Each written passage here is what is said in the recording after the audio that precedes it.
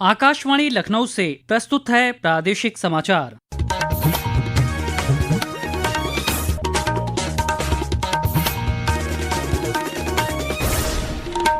मुख्य समाचार। मुख्यमंत्री योगी आदित्यनाथ ने कहा, हर मंडल मुख्यालय पर बनाए जाएंगे स्पोर्ट्स कॉलेज। गोरखपुर में विधायक खेल स्पर्धा के विजेताओं को किया पुरस्कृत। सर्वोच्च न्यायालय ने उन्नाव दुष्कर्म मामले में दिल्ली उच्च न्यायालय के आदेश पर लगाई रोक। कोर्ट ने कहा, कुलदीप सेंगर को न किया जाए रिहा।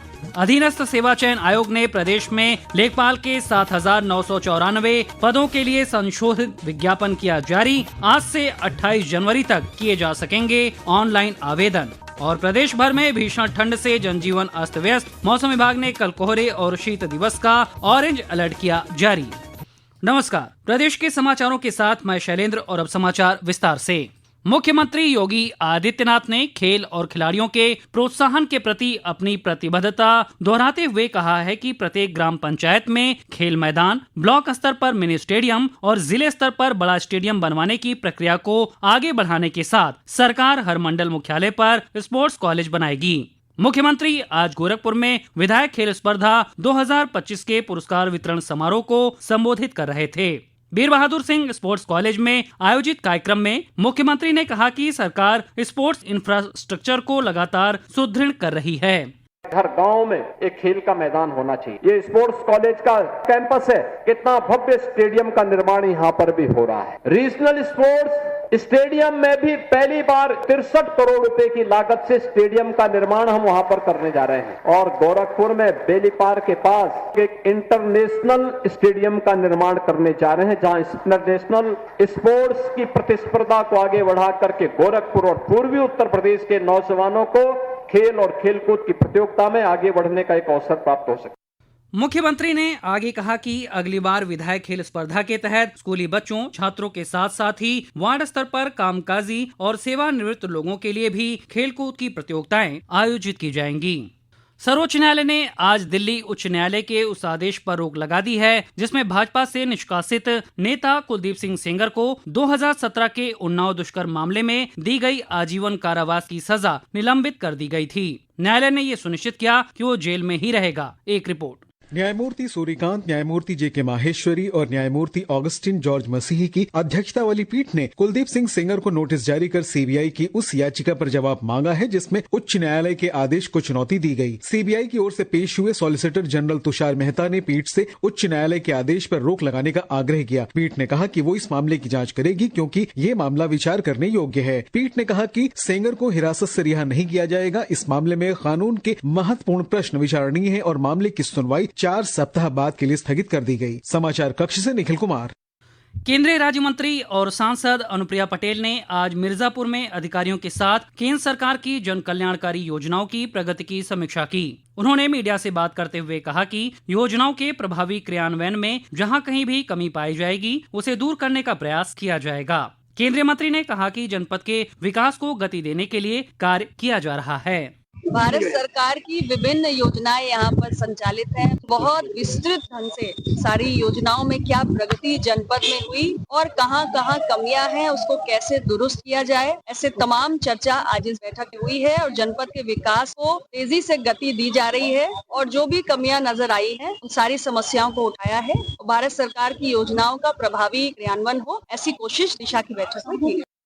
उत्तर प्रदेश विधानसभा अध्यक्ष सतीश महाना ने बताया है कि उत्तर प्रदेश विधान भवन में अखिल भारतीय पीठासीन अधिकारी सम्मेलन अगले साल 19 जनवरी को शुरू होगा। श्री महाना ने आज लखनऊ में आयोजित एक संवाददाता सम्मेलन में ये जानकारी दी। माननीय लोकसभा अध्यक्ष ओम बिरला साहब करेंगे उद्घाटन सत्र पर। मुख्यमंत्री जी उस मुख्य अतिथि के नाते से वो रहेंगे। वाइस चेयरपर्सन ऑफ राज्यसभा वो रहेंगे। लीडर ऑफ अपोजिशन रहते हैं, चेयरमैन रहते हैं काउंसिल के और विधानसभा के स्पीकर रहते हैं। और समापन में गवर्नर मैडम रहती हैं। तो 21 तारीख को समापन होगा, 22 तारीख को अयोध्या जाएंगे।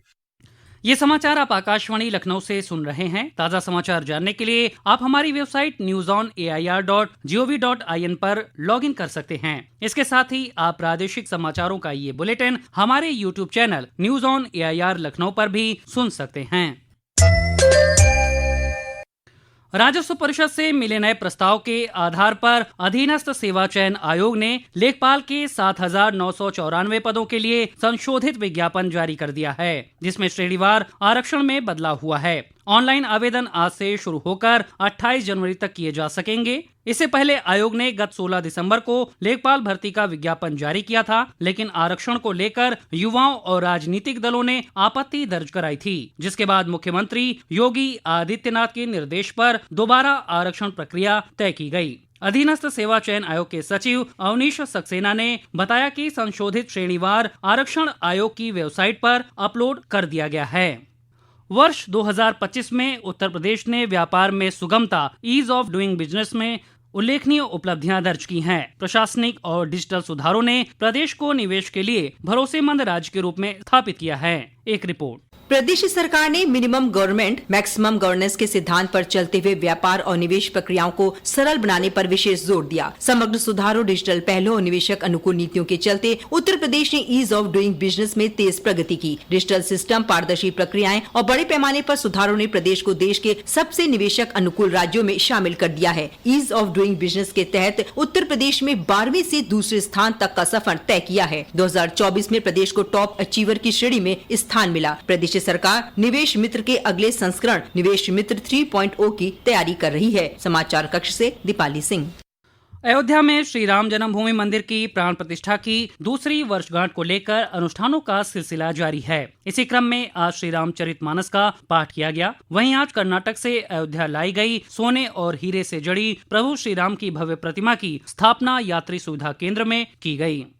सिद्धार्थनगर जिले के स्थापना दिवस के अवसर पर आज आयोजित कार्यक्रम में सांसद जगदम्बिका पाल और नेता प्रतिपक्ष माता प्रसाद पांडे शामिल हुए। सांसद जगदम्बिका पाल ने कहा कि बस्ती जिले से अलग कर सिद्धार्थनगर की स्थापना से लोगों को सभी प्रकार की आधारभूत सुविधाएं मिल रही हैं। उन्होंने कहा कि सिद्धार्थनगर को आकांक्षी जिलों के रूप में चिन्हित करने से इसका चौमुखी विकास हो रहा है। उत्तर प्रदेश खेल निदेशालय और उत्तर प्रदेश हॉकी संघ के तत्वाधान में लखनऊ में जारी राज्य स्तरीय बालक हॉकी प्रतियोगिता के क्वार्टर फाइनल मुकाबलों में खिलाड़ियों ने आज शानदार प्रदर्शन किया। आज के मैचों में स्पोर्ट्स हॉस्टल झांसी ने सैफई को 3-1 से हराया। वहीं स्पोर्ट्स हॉस्टल वाराणसी ने लखनऊ मंडल को 2-0 से पराजित किया। स्पोर्ट्स कॉलेज लखनऊ ने बरेली मंडल पर 3-0 से जीत दर्ज की। एक अन्य क्वार्टर फाइनल में स्पोर्ट्स हॉस्टल लखनऊ ने बस्ती मंडल को 5-0 से पराजित किया। प्रदेश में ठंड और घने कोहरे का प्रकोप जारी है। कोहरे के कारण हवाई और रेल सेवाएं प्रभावित हो रही हैं। अधिकांश ट्रेनें देरी से चल रही हैं और कई उड़ानें भी रद्द हुई हैं। मौसम विभाग ने कल पश्चिमी और पूर्वी उत्तर प्रदेश में अत्यंत घना कोहरा छाए रहने और शीत दिवस का ऑरेंज अलर्ट जारी किया है।